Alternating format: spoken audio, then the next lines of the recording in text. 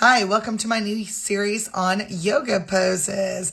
I'm Bethany, host of the Random Yogi podcast. The podcast launches January 2nd, and every single month we will be offering a yoga flow that you can do at home. So in case you've never done yoga or it's been a while, I'm doing this series of all of the yoga poses that you'll need, one a day, so that we can avoid injuries together. Today we're going to be talking about how you place your hands and your feet, and just so you're aware, I am a lawyer by day, but I have my 500-hour yoga teacher training certificate. I've been teaching for several years, and I own a yoga studio. Let's get started.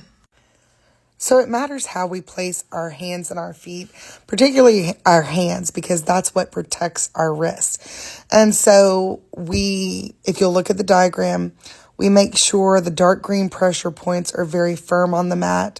The light green are our secondary points of pressure. And then what I tell people in my yoga studio when we're in class is press your fingertips into the mat and pull them towards the heel of your hand.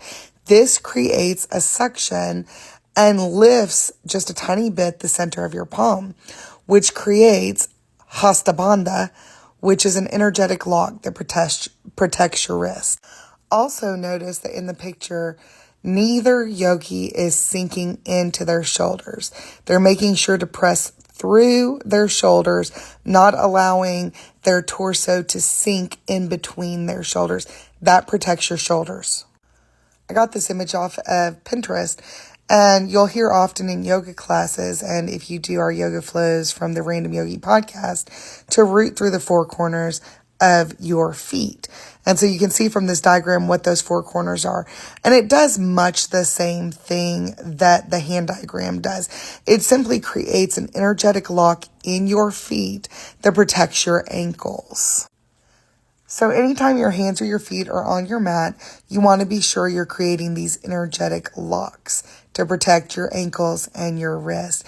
And also be aware that when you first start practicing yoga, it can actually make your wrists quite tired and sore at first. You can put pillows under the heel of your hand to lessen the impact of your hands being on the mat.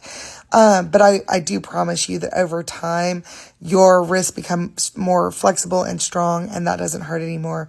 So join us for our yoga flow this month on the Random Yogi podcast. Thanks, guys.